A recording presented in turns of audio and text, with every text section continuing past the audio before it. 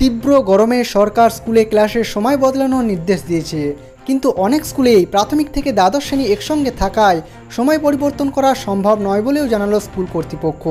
এর বদলে তারা কি পদক্ষেপ গ্রহণ করছে তা স্পষ্টও করেছেন। তো এ সম্পর্কে কি আপডেট উঠে আসছে, চলুন জেনে নেওয়া যাক। এই প্রচন্ড গরমের মধ্যেই প্রায় 1.5 মাস পরে এই সপ্তাহের শুরুতে খুলেছে স্কুলগুলো।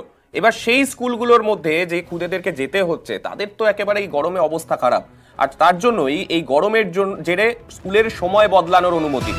দক্ষিণবঙ্গে ফের তীব্র গরমের জেরেই এই সিদ্ধান্ত। আগামী কয়েকদিন স্কুলের সময় পরিবর্তন করতে পারবে স্কুল কর্তৃপক্ষ। আমাদের সঙ্গে রয়েছেন আমাদের প্রতিনিধি সোমরাজের কাছে যাব। সোমরাজ, ঠিক কি নির্দেশ দেওয়া হয়েছে স্কুল শিক্ষা দপ্তরের তরফে?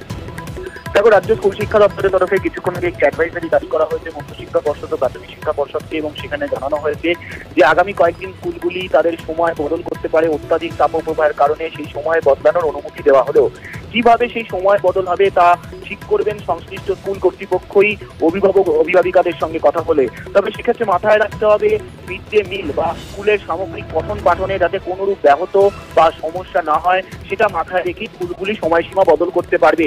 সেক্ষেত্রে তারা সকালেও স্কুলের সময়সীমা বদল করতে পারে, কিন্তু গোটাটাই সিদ্ধান্ত নিতে হবে সংশ্লিষ্ট স্কুল কর্তৃপক্ষগুলিকে।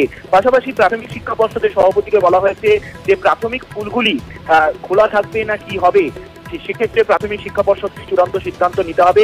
তবে তারাও তাদের সময় বদল করতে পারে এমনটা অনুমতি দেওয়া হয়েছে। অর্থাৎ এক্ষেত্রে স্কুলগুলি সময় বদল করতে পারে, কিন্তু কিভাবে বদল করবে, কোন সময় থেকে কোন সময় স্কুল হবে তা সংশ্লিষ্ট স্কুল কর্তৃপক্ষের ওপরেই সিদ্ধান্ত নেওয়ার ক্ষমতা ছেড়ে দিয়েছে রাজ্য স্কুল শিক্ষা দপ্তর।